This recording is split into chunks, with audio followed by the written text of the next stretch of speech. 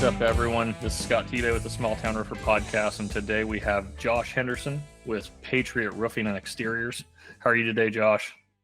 Good, Scott. How about yourself?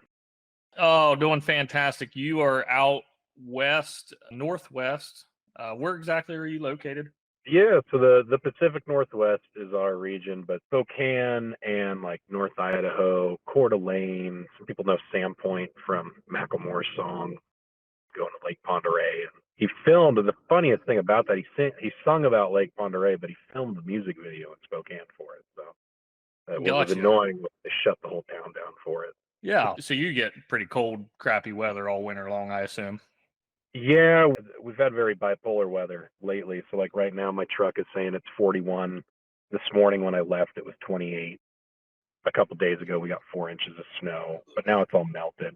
And that's how it's been all winter. I've been here winters though, where we will get, foot of snow every hour, and we have the potential for a heavy snow load. We get all sorts of weather out here. We get heavy snow. We get real bad fires in the summer. We get really bad fires and bad smoke out here. Wow. But we don't get hurricanes and we don't get tornadoes. There you go. You're just going to get, caught in a fire, not in the wind. But we get a lot of wind as well. But okay. We don't get much more than that, thankfully. The snow does enough damage. So I want to get into a little bit of your story because, the little bit I do know is pretty intriguing, pretty interesting stuff. But just because of the time of the year, what are you doing? What have you done all winter? Have you been preparing for the new season? Have you been working? What were some goals you set going into winter, and what have you been able to achieve over winter? Because that's for us up in the northern half of the states. I know even the southern half, the weather's not always ideal, and roofing season does slow down anyway. But us guys in the northern half, it's really hard to work. December, January, February, at least where I'm at, it's usually shot. I'm assuming same kind of goes for you. Yeah, very similar. Once we hit October, you're really walking on eggshells. It was kind of scary because I've been here and we've gotten snow in October. This year though, we were able to roof through December comfortably without snow. We had a really, really warm December, abnormally warm December. So, but January and February, yeah, I kind of planned on doing nothing. And I knew that going into the winter. It's not like it came and I was like, oh my gosh, we don't have anything going on. I anticipated that because it's winter. Last year, I was fortunate that we did have a lot of snowfall. So we actually stayed pretty busy doing snow removal from people's houses and prevented, people that knew they had a bad roof and they needed that snow off. Snow removal is really big business out here. We were going to buy a ice dam removal machine, but with the El Nino, whatever it was supposed to be this year, knowing that it wasn't going to be a big snowfall, I didn't want to purchase that. But that is how we would normally continue to make money in the winter, would be doing those snow removal activities that are still on the roof line that fall into what we do. So I'm stupid, and we get our weather's garbage, but we get like a big snow for us is like 6 inches, and then it's 45 the next day. Yeah. And then so like the amount of accumulation we see here. I mean, don't get me wrong, we've had it. Like when I was a kid, I remember we had like a 2-foot snowstorm or what, it is few and far between.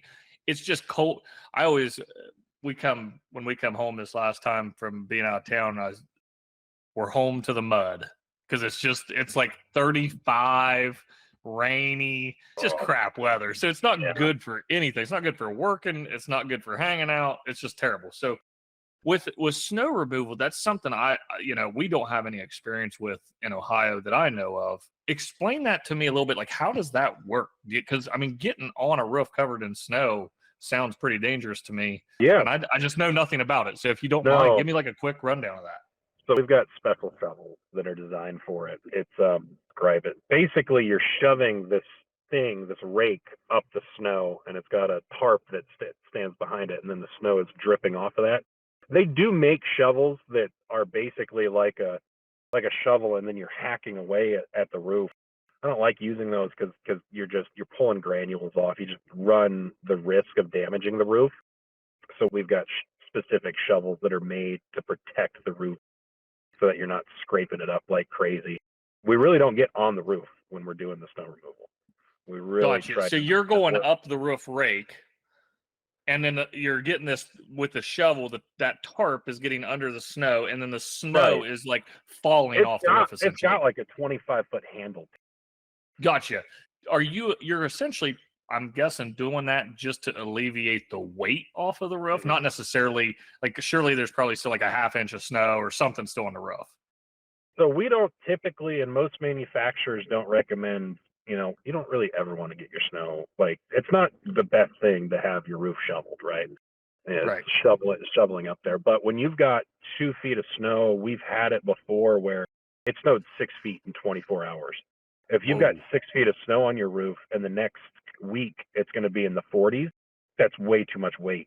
We actually had issues with that when that happened. People's homes were collapsing and falling in. So once it gets to be about 2 feet is when we start getting those phone calls of like, hey, can you come remove this? Because what'll end up happening is it'll get to that 2 feet and then it'll melt a little bit and then they might get more snow accumulation on there. So if they don't get it in time, by the time they call someone out, there might be multiple layers of ice and then you can't really get the snow off the roof. And then it's in the valleys and people don't clean their valleys ever. So now you got ice dams ripping up the valleys. And Gotcha. Well, that's interesting to know. I'm going to have to do a little more research into this. Not that I'll ever probably get to use it, but it definitely sounds like kind of a neat process that is a great way to make some money in the winter. Because I mean, the, that's the the hard big part up one, there. the big one's going to be, it's a product called an Arctic steamer. And the Arctic steamer is a power washer that just produces steam, just steam. And it's specifically designed for ice dam removal. And ice dam removal, you can run. I don't know how it works. I want to talk to someone who's got the Arctic steamer and is doing this. But it works very similar to like when you have those people that do the free rock chip repair in your windshield. Mm.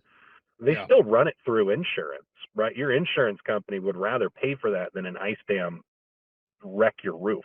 So they would rather pay to have someone come out and remove that. And apparently, it's supposed to be an incredibly lucrative service if you have ice dams. So Gotcha. for us, we Well, did a awesome. roof this year. This lady called someone in to remove her ice dam, and they took an actual pickaxe to it. I bet that worked out well for Worked out real well. She used that lawsuit money to put on a new roof. her. Yeah, that's great. That's sometimes you got to do what you got to do, I guess, and then you get a free roof. But that's She was funny. So to dive into kind of Patriot Roofing a little bit and understand what it is, I said I know just the bare bones and kind of understand a little bit what you've done. And I've talked to one other guy who I think is really impressive in this manner, and that was Zach with Icon. But what you guys have done at such early stages of your business careers is nothing short of amazing. Give us and the listeners kind of a understanding of where you started, when you started in roofing, and then where you're at today. okay. So my background is, so after high school, my dad, he owned 3 different trailer parks.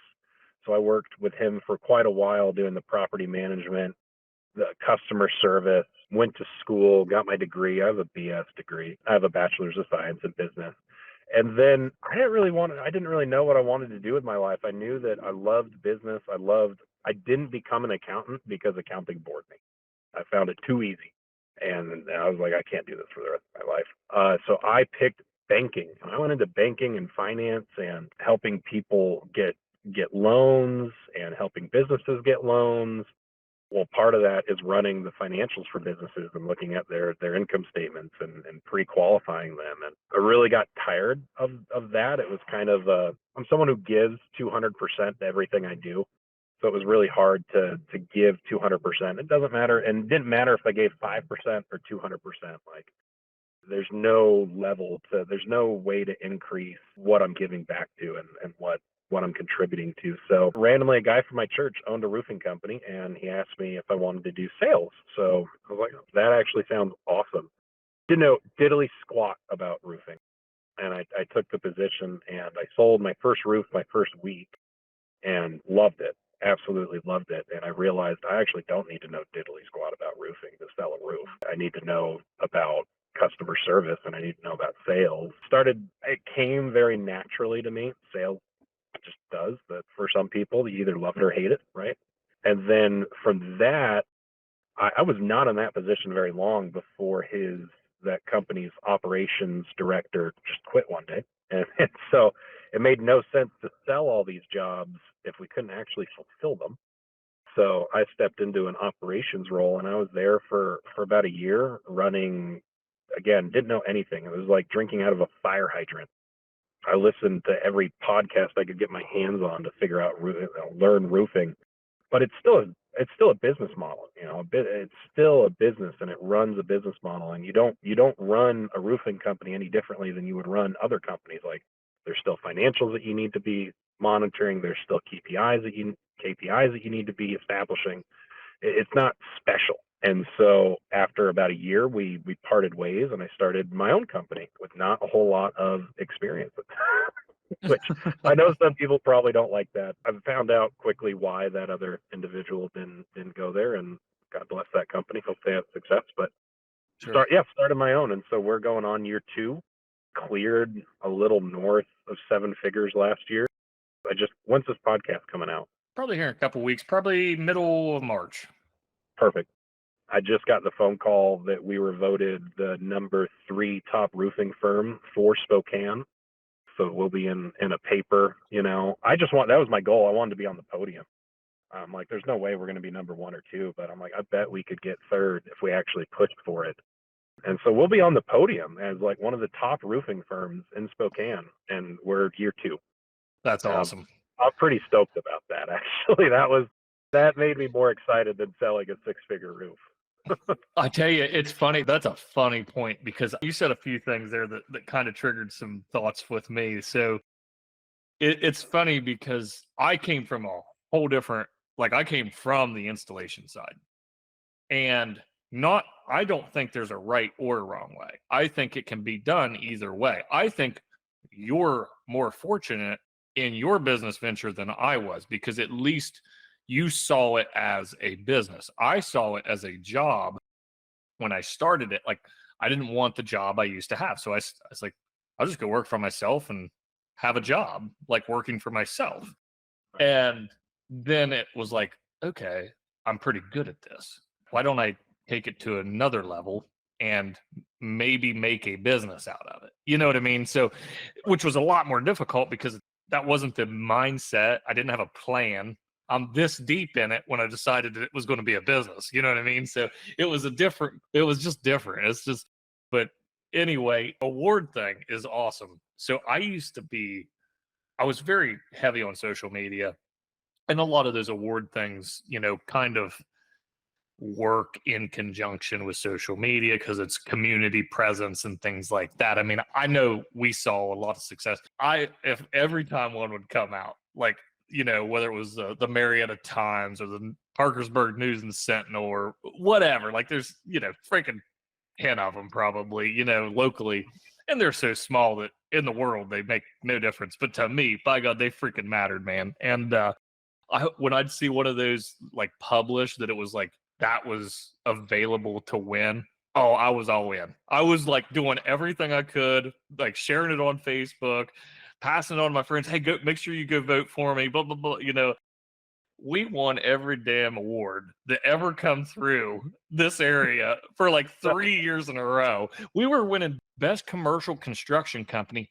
I'd never even done a commercial construction project. Oh, geez. Yeah, it was like, but they had different areas of, what segment you could be in. Well, we win best roofing company, best residential construction company, and best commercial construction company. It's like, we don't even do, but I was so heavy at trying to get, people to vote. They sure shit, they just vote on all of them for us. Might as well.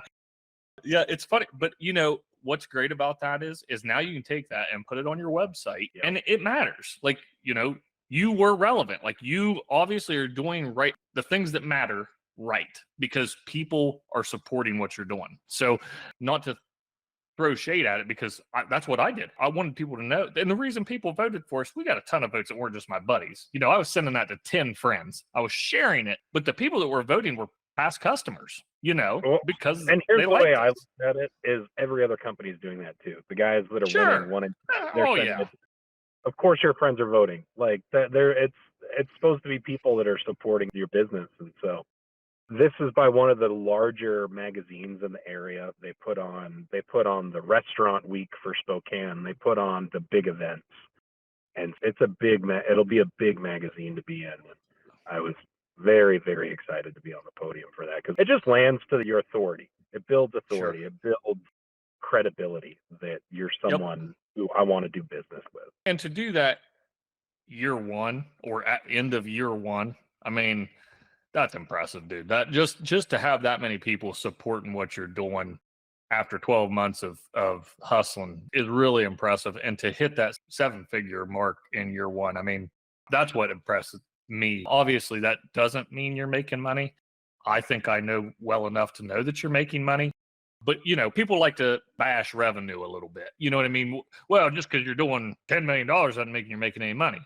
No, it doesn't. But if you'd like to have that conversation, we can have that conversation too. But regardless, just to hit the mark in year one is impressive, even if you broke even. I don't think that's the case, but regardless, No, I mean, we made it through 3 months of not having any additional revenue coming in, and the business still, continued to pay the overhead, continued to pay my salary, and it had money going into the new year to buy new marketing material. So we definitely made money, and that's doing the fantastic. And that's something that people, I think so many contractors get wrong too, is not taking a salary. You know, if you're ever going to not work in the business, you better be taking a salary on day one. Because so let's say, like for me, I pay myself, I think $150,000 a year salary. And I get a check every week on payroll. I pay into, all the stuff, retirement, whatever, the same as my guys. But my thought is when the day comes that I want to hire a GM or somebody to fill my position, fill my role, that's what I think they'll cost. So I'm literally paying myself what I think the position is worth. And I want to be able to hire and fill that role someday. And I have to already have that budgeted. I have to have been spent, because if I go 5 years from now and want to hire a GM, but all I was doing was just pulling money from the business when I wanted to spend it. I never budgeted that allotment of funds for that position. It's just now a new position that I'm throwing in. It's straight overhead. So I think that's great that you're already doing that. That's really smart. So you were talking the other day, we were talking about you're doing some home shows, getting ready to do a home show, I guess. Home show, yeah. Yeah. I could not believe the prices that you guys had to pay.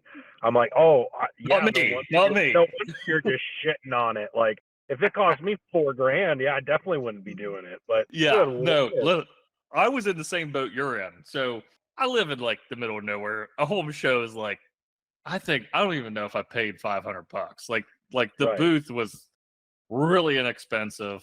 My material reps, in place, they basically gave me the stuff. Don't get me wrong. We had a pretty basic booth. It was nothing real fancy. We didn't like have a ton of merch or anything. Like it was just basic. Like we were there and we had a presence and we got a ton of leads. But I'll tell you the experience I had with it. I probably booked 20 appointments during this home show. It was 2 days, Saturday, Sunday. Yeah, Saturday, Sunday. And here's what's freaking hilarious. There was like out of, we'll say 50 home service companies in this home show. 10 of them were roofers. The people that booked appointments with me booked 9 other appointments that day. And let me tell you something. It was a freaking, you talk about cutthroat. The amount of low bids that I seen, because a lot of them I was maybe 3rd, 4th, 5th, 6th to the job. The amount of quotes I seen that were like giving it away. I'm like, you were looking for recent experience on that stuff. That's the only experience I had was with home shows. If you're in a home show with a bunch of people that are direct competitors, get ready to. If you can be reasonable. There's only going to be 3 or 4 of us. They capped it. They weren't allowing any more roofers in. That's how a home show should be ran. To let 10 roofers out, mind you, there's 50 spots. Right. So countertop guys, cabinet guys, HVAC guys, flooring, you got all these trades, home builders, whatever, and 1/5 of them are roofers, strictly roofers. And I'm not talking like some guys that do exteriors. I'm talking Right. roofers. And it's like, how do you expect any of us to make any money on this? So it was like, it ended up being, I've never done it since because I had such a poor experience, but we did get we probably got 20 leads. And, it's in February. Ours was in February. 20 leads in February for me 5 years ago when I did that or 3 years ago, I think. That was a lot of leads for February. So, we were excited. We did pick up a couple projects off of it, but we had to get really, really freaking competitive to get them. Yeah, oh yeah, yeah. Because it'll be interesting because we're all the banners and everything that I'm having made is this year. All of my marketing is going to be driving traffic to the website and having people fill out the instant quote via Roof Quote Pro. Yeah. And so that's going to be whatever badass prize we decide to have. Like that's going to be the entry form is who's filled out the quote, because we'll have your info there. And so part of that will be too, if they do have 5 different roofing companies there, like here's our price to do your roof. Yeah, and I think when you said that the other day, I thought that was a fantastic idea. It's a way to get them in your email list. I don't know if you use a MailChimp type service or anything for doing type newsletters or updates, but that gets them in your mail list, which does have value, but it also gets them a price. We're going to have their IP. Well, we're going to have their IP address. And so with everyone who fills out one of those quotes, we're then going to be able to retarget those IP addresses with our Facebook ads and our Google ads. Right. So that's a big deal. But it also gets a price in their hand right now. Right there. And if they go get, they go over to there's 2 or 3 other contractors and set up quotes. They've already got something from you to compare it off. Whether you're first or last to the table, you've already got them something to compare to. So I think that's a fantastic way to structure that. Like I did say, if I was you, I would maybe consider trying to talk, figure out how to get Facebook involved. We built quite a I liked that. That was the other part is you got to be friends on Facebook. Follow us. We did something quite a few years ago that really enhanced our Facebook organic followers. So and Facebook's real touchy about like giveaways and things like that. There's certain rules. You can't like and follow my page for a chance to enter to win this coffee cup. Like you're not supposed to do that. But you can do promotional things that are for good. So like what we did, I'll just tell you, we did 2 different things at 2 different times.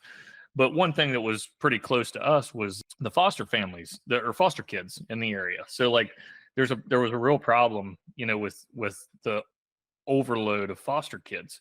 And we were looking at how many were in this system that weren't going to have Christmas. It was a ton, dude. Like there were so many kids that weren't going to see Christmas, like see gifts for Christmas. And it's like, how the hell is that right? These kids, it's not their fault.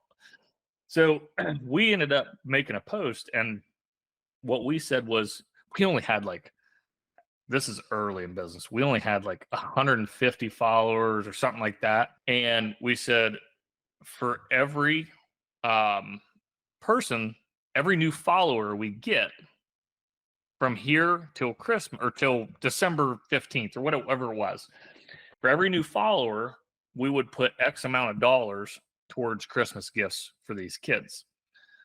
So we ended up getting 1,200 followers right now. And I wasn't taking advantage of these kids. We ended up taking whatever we said we were going to do. We doubled it.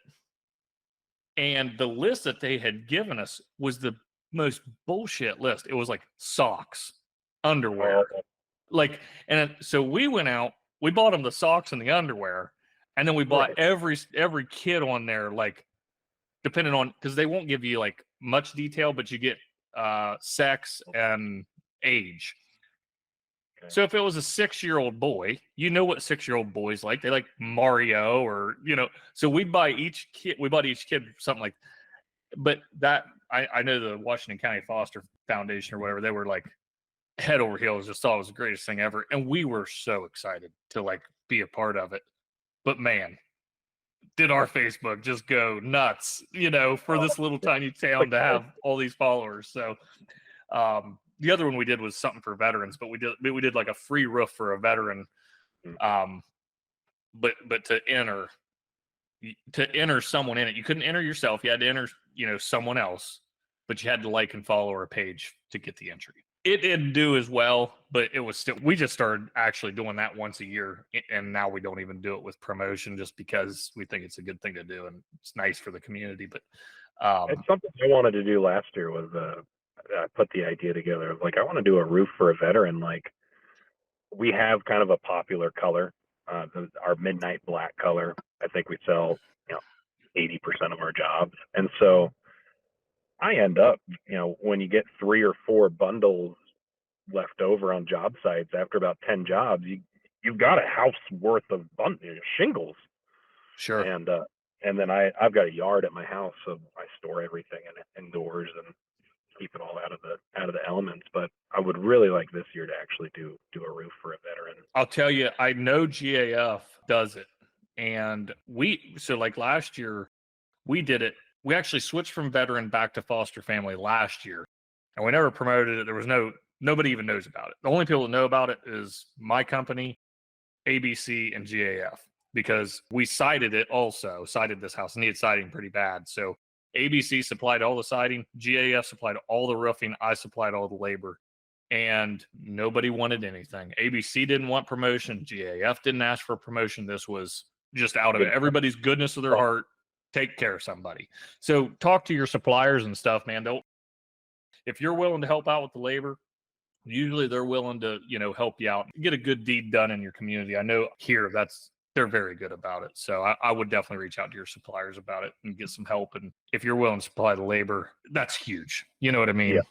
So anyway, we've went off the rails 10 different directions, but I guess, what's your team like right now? What's that look like at end of year one doing the business you're doing?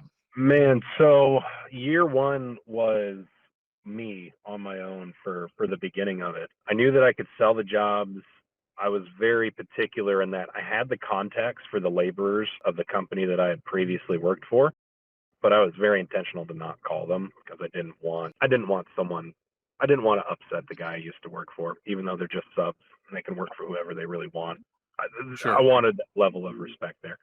And so I found who I was going to work with in the wintertime, sub-wise, because I knew I wanted someone local as well. We have the issue around here. Our labor force, as soon as it gets cold, goes down to Florida and Texas. So I knew I wanted a local crew that could be held accountable. And so I found a guy who's been roofing for 10 years, and he's just kind of a small town. He just roofs. He's a laborer, and he's got a group of guys. So that's how it started, was with him. Then I was able to meet some other subcontractors that can do larger jobs. And then in about July, maybe it was July or August. It was towards the end of the summer. I got a call from who was basically my right-hand man at the previous company, who had filled my shoes in, and I got this call of, I'm fucking done with this bullshit, goddamn motherfucker, blah, blah, blah, blah, blah, blah, blah, blah.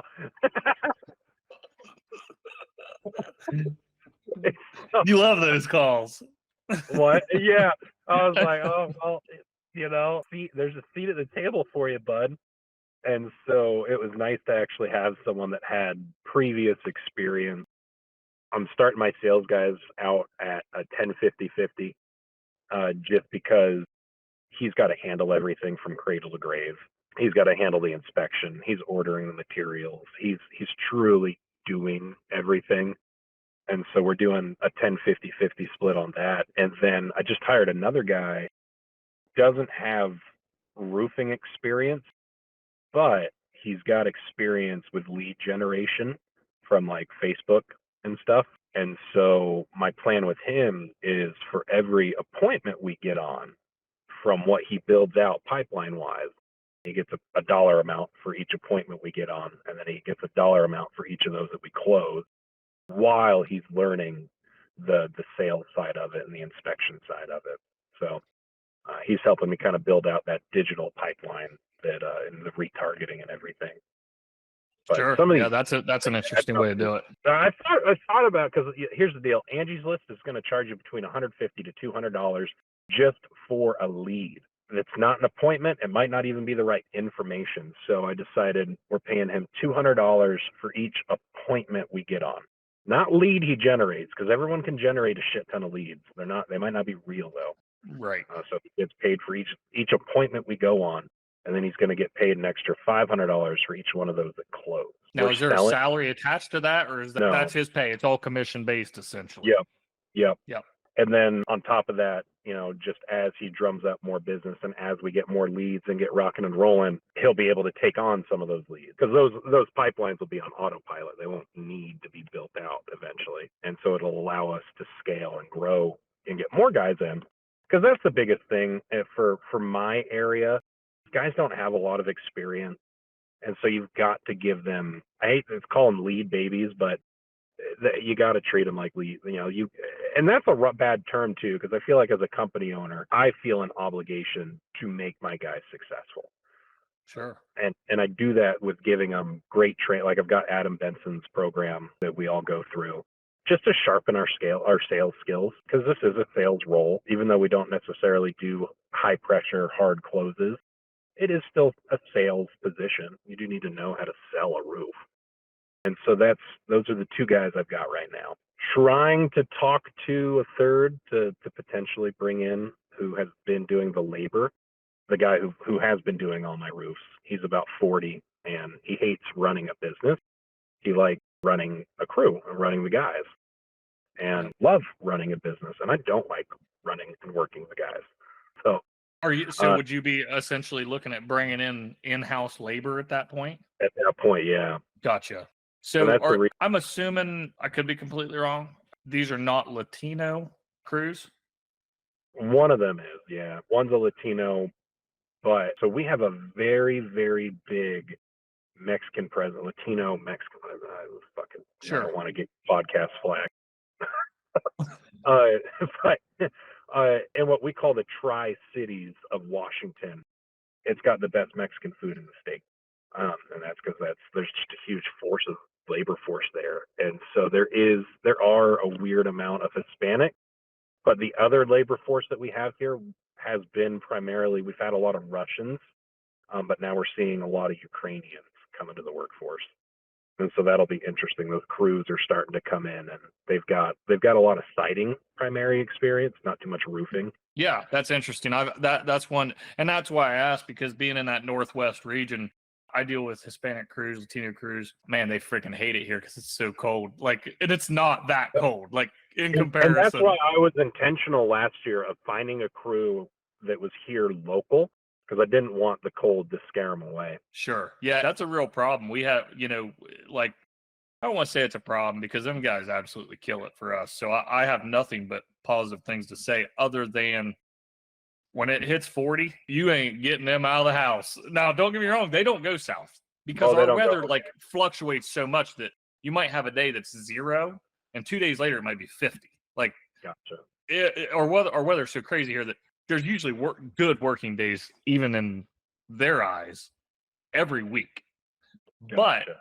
But I mean to tell you, if a project starts today and then tomorrow it gets down to 25, they ain't coming tomorrow. They'll be back the next day. So they're not interested in the cold weather, which I don't blame them. So I was wondering, being in your region, how much Latino labor was up in that part of the world. But a weird large amount. Yeah, that you would not. Yeah, that's interesting. So you're growing this team of people, and it sounds like you're getting quite a bit of technology involved in your company, using Roof Quote Pro and building out this website and doing some things like that. I think you're Proline CRM. Yep. And using Company Cam already, I assume. Yeah, so the apps that I use are Proline and Company Cam are the two main ones, and then measurements are being pulled from. I normally do GAF, the GAF Quick Square. Yeah. As well. I'll do Eagle View if it's an insurance job, but I haven't had any issues with the GAF Quick Square. They're normally in less than 30 minutes to get.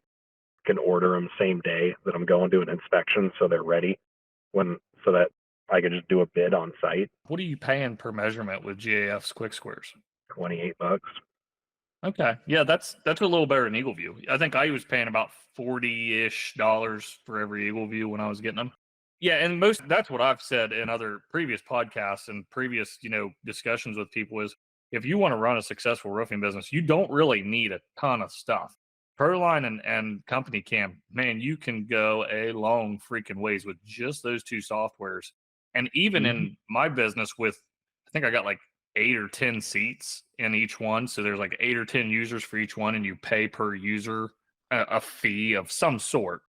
Yeah. I think between the two of them is like $1,000 a month. Like it's not that expensive for all that you're getting out of those two pieces of software and what you can do with You could run your entire business off Company Cam, especially with their new signatures feature. You could run your entire business with Company Cam your first couple months before getting into a fancy CRM. The only thing, I don't want to say the only thing, the big thing that I think a guy like you, after a few months, you're starting to get busy.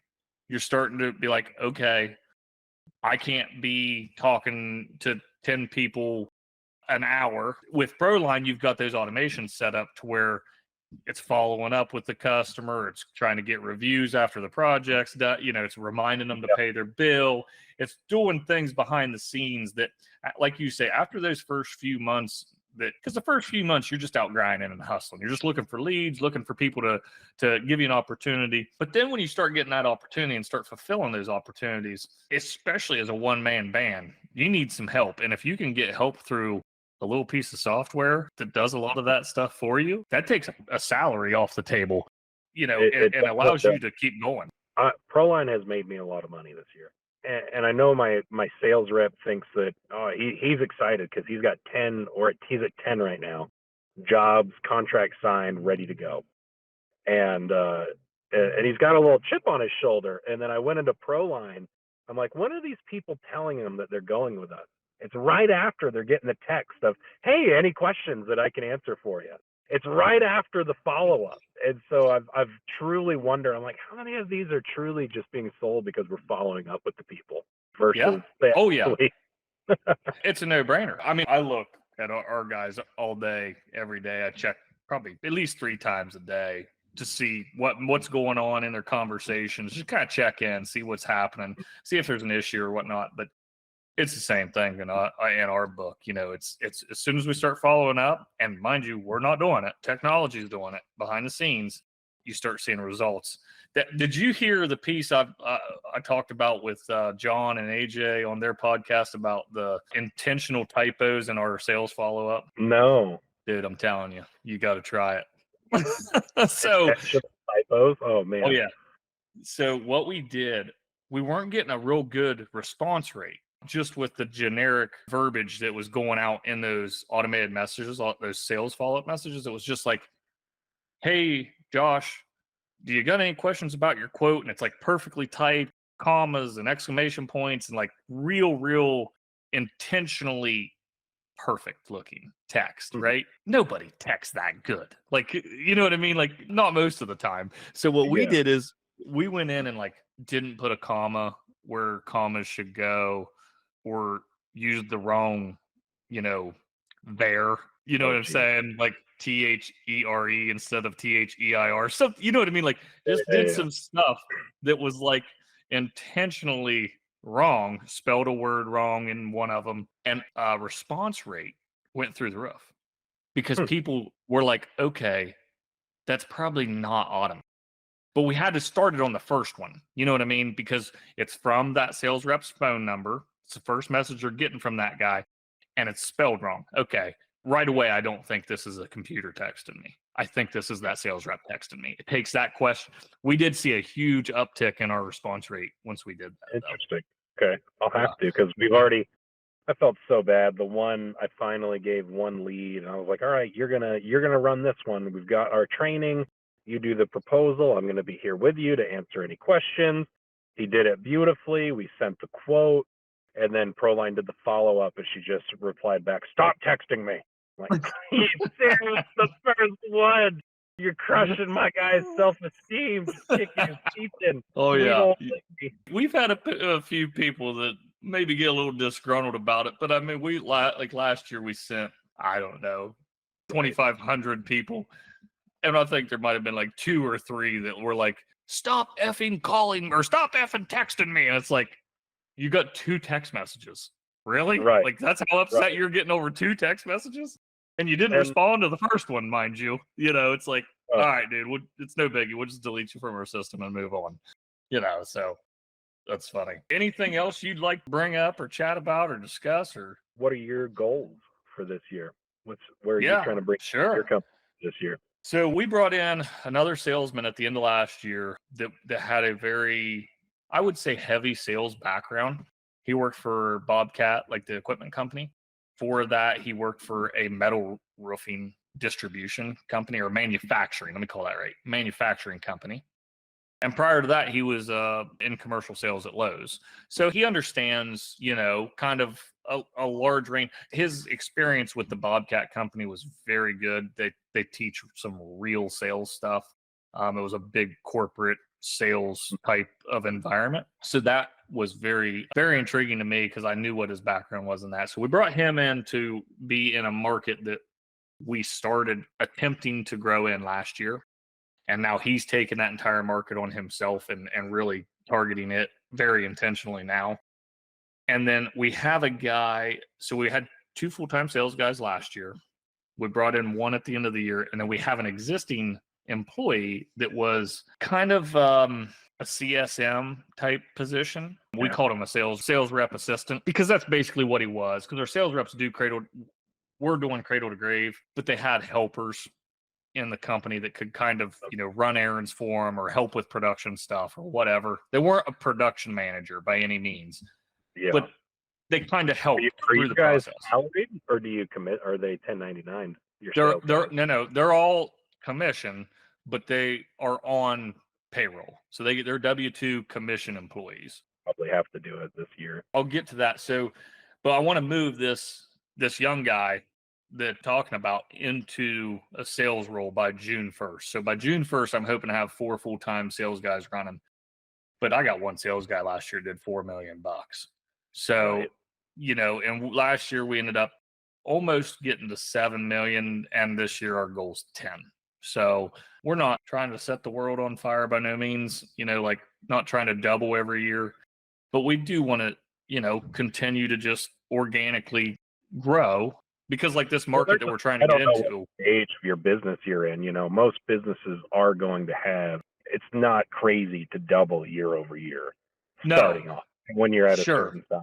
Like going from Yes. 1 million to 2 million, 2 million to 4, 2 million to 4 million, like with the right marketing and tactics, like it's not necessarily the hardest feat in the world. No, it's not. You're absolutely right. We, just to clarify on that, 8 years ago when we started the business, the first year in business, I worked strictly as a sub. I did $100,000. The second year, I quit working as a sub altogether. I did $1 million. The third year, I did like 2.2. Fourth year, you know what? And I doubled until I hit.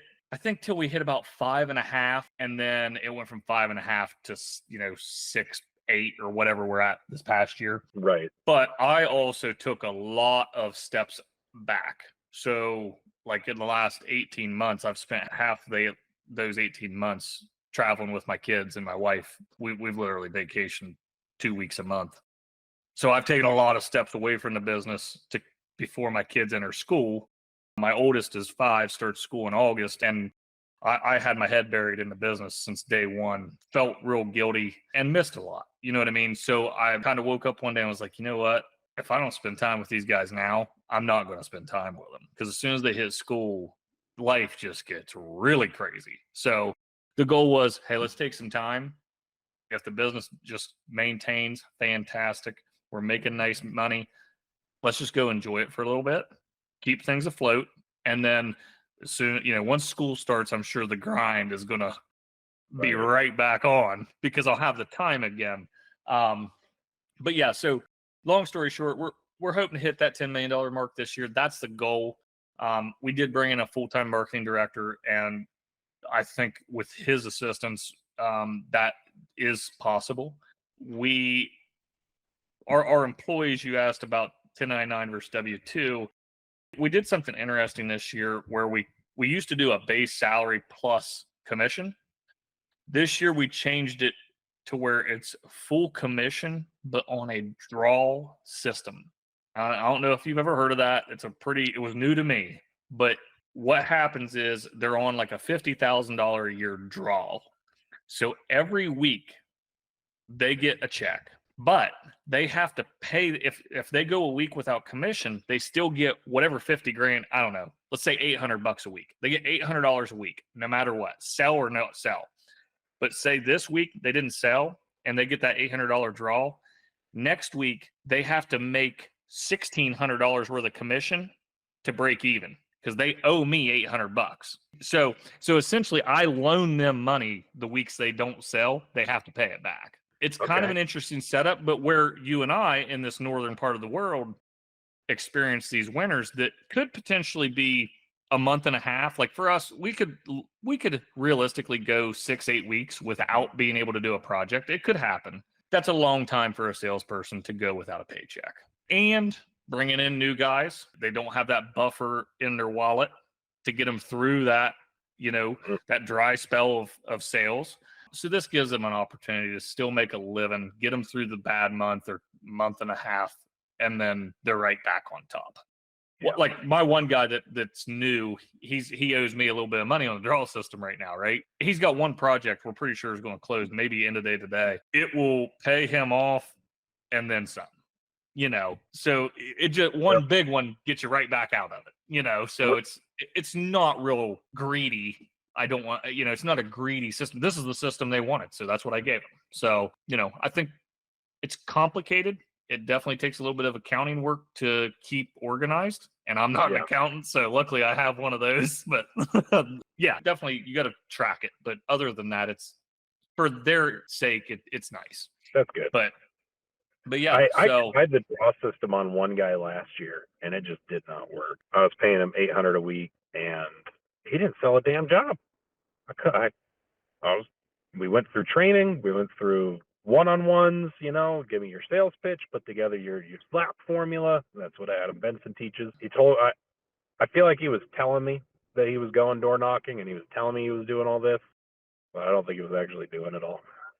Well, and so it's in our terms, our employment agreement terms. Fortunately, we haven't had to do it. The new guy was selling stuff on like week 3. You know what I mean? Like it wasn't a problem.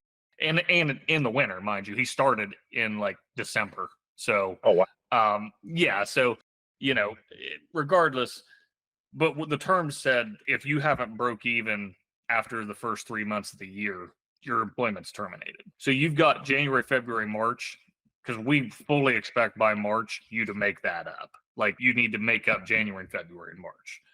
So, because it's pretty mild here. Like, and maybe that's not the right thing to do. And if I felt the person was actually trying, it's not like I'd fire them. But at least I've got some clause in there that like, hey, there's a deadline to this. You need to do something. Yeah. I don't know. If you can't sell something after 90 days, maybe you need to be considering if the right industry for you or not. That's kind of how I felt. That's why we threw something in there it kind of sets that level of expectation. Like you're not just going to lay around here making $800 a week because I really I want to pay you $3,000 a week, but it's because I want you selling shit, not just laying around. You know what I mean? I want you to make a ton of money. You $3,000 a week. That means the company has made a lot more than $3,000 a week. Exactly.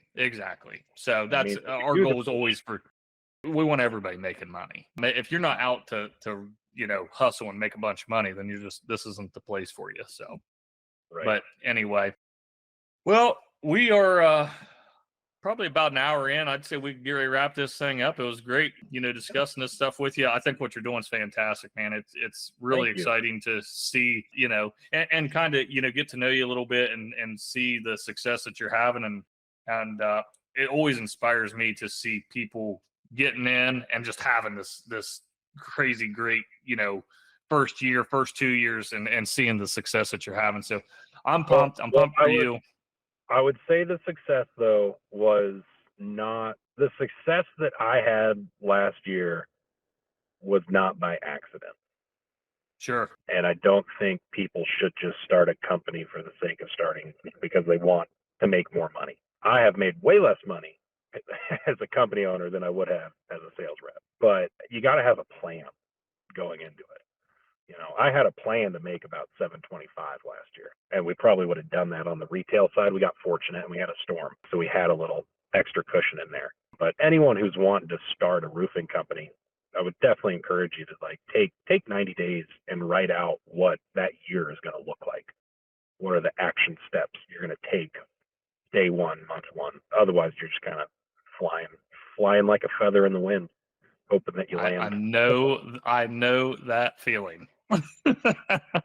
Yeah, and it took a lot of time to reground once you got up in the wind, that's for sure. So, but Josh, I appreciate it, man. I'm sure we'll do this again sometime. I hope this year is yeah. I hope this year is just as good for you, and you guys just keep plugging away and kicking ass, man. So, thank you. Yeah, thanks for listening, guys. Josh, have a great day, and we will talk to you maybe next week.